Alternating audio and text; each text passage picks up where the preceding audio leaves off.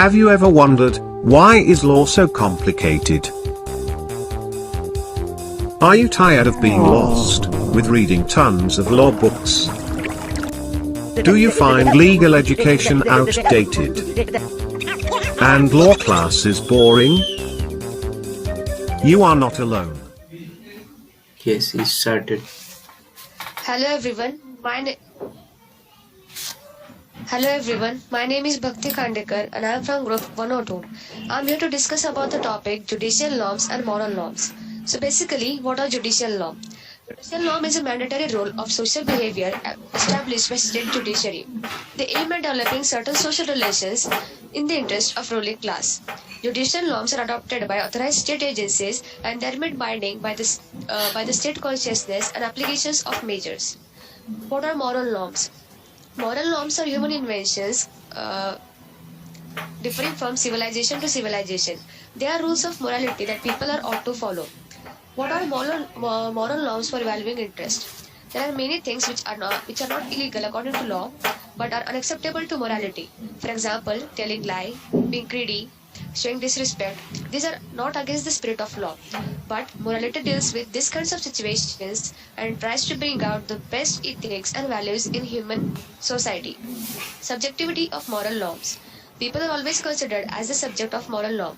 Theoretically, every person has equal right for moral protection. All members of moral community are the subjects of moral worth. However, not all subjects of moral worth are considered as the subjects of moral community. For example, animals, art, cultural artifacts, environment are not the members of moral community, but they should be protected by unjustified harm. Judicial norms for devaluing interest. Adoption of immoral policies by the state judiciary is not considered illegal if they are practiced for common welfare. States maintain that even the adoption of immoral policies is legal if it is for common welfare. So in this way, judicial norms devalue human interest. Two types of coordinated interest. Judicial norm and moral norm both state standard of behavior in a society. They both use same language. Legal rules often rely on underlying moral norms to ensure that they are easy to enforce. Basic difference between judicial norm and moral norms. Judicial norms demand absolute subjection of law and demand, whereas morality demands that the men should act from the sense of ethical duty. Law applies to all people whether they want it or not. Morality is applied on all people, but it is his or her pleasure to follow it or not. Law governs outer behavior of a person in a society, whereas morality governs inner and outer soul of a person. There are direct punishments given for people who are violating laws, but there are no such direct punishment for performing immoral acts. In this way, I would like to end my topic, and the further topic will be continued by my friend Alan. Thank you. Hello guys, I'm Alan Sebastian. I'm from Medical Faculty 102 and I'll be talking here about the relationship between law and morals. Okay, you guys are wondering, okay, you're here to learn the relationship between law and morals. Wait, first, do you know what is law? Okay, law. When a legal rule are broken, there is a potential that the state, through the court system, will punish someone in the case of a criminal law or requires an other person to provide compensation in case of civil. Okay, that's through what is law. Now, what is morality? Well, if you ask me what morality is, it's simple. It's just a principle or a standard that defines good or bad to a human conduct. We know something might be immoral, but it's not illegal. Okay, a great example is like when someone acts rude to a person, like very rude, we know that it's immoral, but it's not illegal. So there's that. So we know what is law and what is morality. Now we'll start with the first thing. What is the correlation of law and morality? Well, popular conception of the connection between law and morality is that some way the law exists to promote morality, to preserve the condition which makes a moral life possible, and then to enable men and leads to offer interesting life. The average men regard law as justice system, and the justice itself is somewhat chaotic laws of moral principles.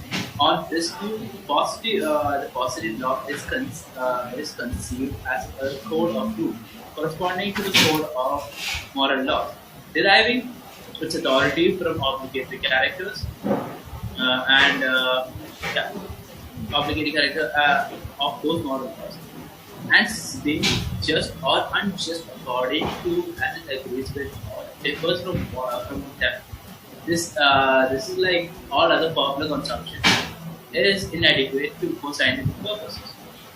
Then I'm jurist for at least as he is also saying. Now let's talk about the Hegel theory. Well, if you guys want to know who Hegel is, he's one of the famous philosophers from the like, if you guys are interested in philosophy, he's one of the most famous person back in time.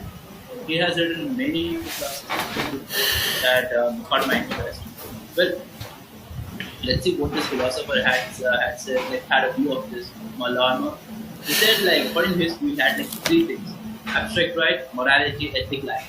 So abstract right means the freedom to do what one wants to do without any internal conflict. Like there is nothing to bind him down. It's like a free word. You can do whatever you want. Morality to be self-interesting and set a rational principle. Basically, morality like just sets a principle. Like you know what is wrong and right. The ethical life to practice its social initiation of view the initiation and view them as a rational fresh expression of our own desire and sense of duty. He also said that like he also said like he sees political freedom as connected to the notion of virtue and philosophy. Then, in order to become a citizen of living living in an ethical community, an individual must undergo a process of education and development. Because if you're not educated or well developed, you wouldn't understand what freedom is. Like you would like a lost sheep. You wouldn't know what freedom is. You'd be like, maybe you think what freedom isn't freedom. Then the moral subject can't be fully determined in isolation from other subject because it relies upon a whole assembly of social institutions, state and government. Okay. Next, we are going to talk about the mutual connection between them. Okay. So when I'm talking, so I'll give an example.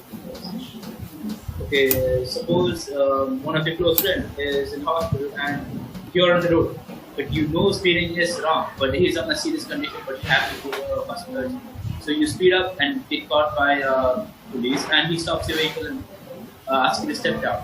So what happens? You break the law, but is it good or bad? In a moral view, it is good because you try to save your friend, but in the law, it is bad because it broke the law. So there is that in that. And some certain cases, if you look back into certain cases, law doesn't just like a code doesn't exactly really look for the law. They also look at the morality and principle. They respect the morality and principle. According to that, they take their own decisions. Okay. Now I'll have to go into the position of law and morals. Before we start this, like I'll say about morality, some opposition of morality. Okay. It might be difficult to know whose morality should be enforced there, or like because there are often conflicting views about what about like the true principle of like every person have a different vision. Not what I feel doesn't mean like you should be the same.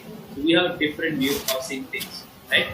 So an example is in the United States and in UK's, the legal abortion, in according to some person, they see as immoral, while some people consider under certain situations consider that it as moral situation because they feel like it's one of the basic women's right. There is law. Certain laws, like we all know that not all laws protect the justice and like there are certain loopholes in the law that protects the criminals. So there are like some bad things about law, like we might feel sometimes law might not get might not give the person justice or not. Like might not give the person justice. You just sometimes you feel that law is injustice. But we are but like there's always a way like we could go around it and punish it. So yeah, I would have to conclude myself. Thank you for listening. And yeah, my dear classmate Bhavika will continue the rest. Okay, thank you so much, Alan. My name is Bhavika Paryani and I'm from Group 102 and my topic is law in the legal and the scientific sense. So, what is law? The word law refers to any rule that if broken subject to a party to a criminal punishment or a civil liability. Law in the United States are made by a federal, state and a local legislature, judges, the president, the state governors and administrative agency. Law is generally divided into four classes. The first is a natural law, second is a law of nature, third is a public law and the fourth that is private law. When considered in relation to its origin, status law or a common when examined as to the different system, it is divided into a civil law, common law, and canon law. When applied to an object, it is civil, criminal, or penal. It is certainly to natural and a positive. When considered as to their duration, laws are mutable and are pretty to positive as their effect. So, in general, a scientific law is the description or observed phenomenon. It does not explain why the phenomenon exists or what causes it. The extension of phenomenon is called a scientific theory. It is a misconception that theories turn into a law with enough research to the extent, therefore, that legal rules are uniformity. Now, I will say about the scientific laws. Scientific laws summarize the result of experiment or observation, usually within a certain range of application. In general, the accuracy of law does not change. It does change or when a new theory of the relevant phenomenon is worked out, but rather the scope of the law application, since the mathematics or a statement representing the law does not change. As with other kinds of scientific knowledge, law does not have absolute certainty. So, the mathematical theorems or identities do. So, it is so possible for a law to be predicted, restricted or extended by future observation. Law can usually formulated as one or a several statement or equation, so it can be used to predict the outcome of an experiment given in the circumstances of the process. Though scientific laws and theories are supported by a large body of imperial data accepted by the majority of scientists within that area of a scientific study and have to unify it, then they are to explain why the phenomenon exists or what causes the explanation of phenomenon.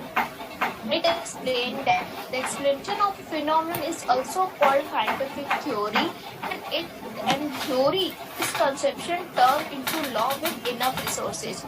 Then laws are constantly being tested experiment to increasing degrees of precision, which is one of the main goal of science. The fact that laws have never been observed to violate does not preclude testing at an increased accuracy or in new kinds of condition to confirm whether they continue to hold or whether they break. What can be discovered in the process? It is always possible for laws to be irritated or proved to have a limitations by a repeatable experimental evidence should any be observed. The established laws have indeed been invalidated in some special cases, but the new formulations created to explain the discrimination generalize upon rather than what the original. That is, the invalidated laws have been found to be close approximations to which the terms of better might be added to cover previously uncounted for condition. Example, very large or very small scales of time or space, enormous speeds or mass a second. Thus, Rather than uncleaning knowledge, physical law are better viewed as a series of improving and more precise generalization. So, I had completed this, and this topic will be further explained by our friend Rinkesh. Thank you.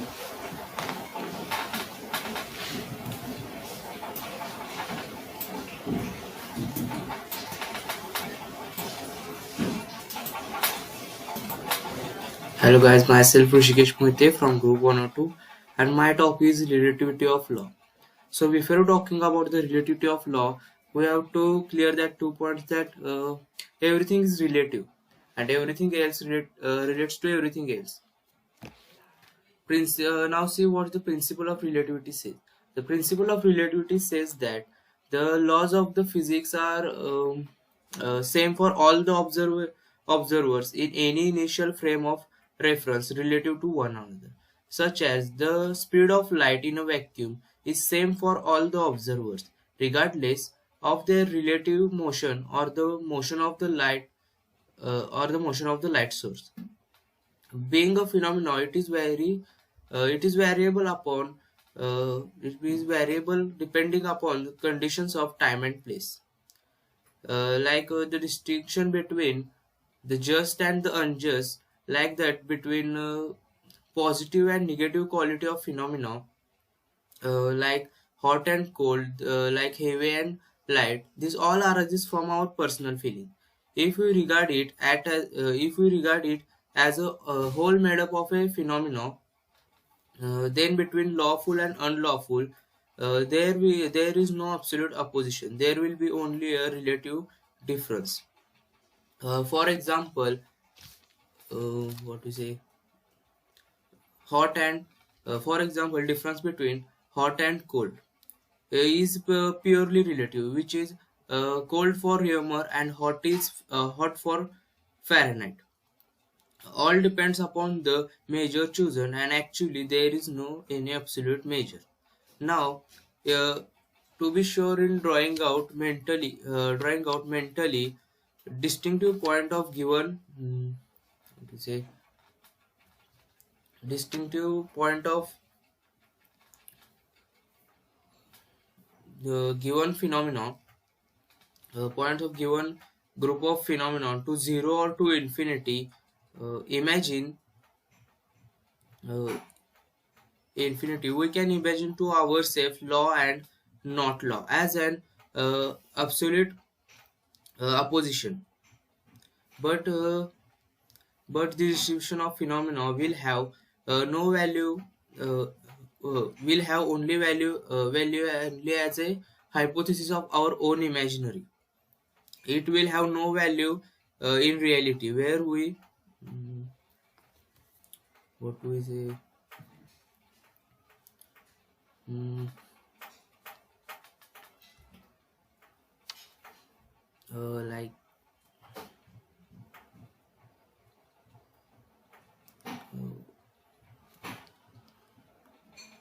where we present all our okay. Thank you guys.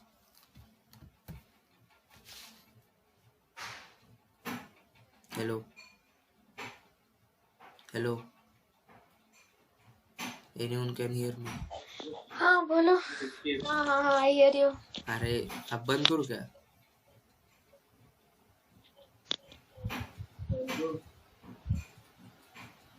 Go click escape. Did you save it?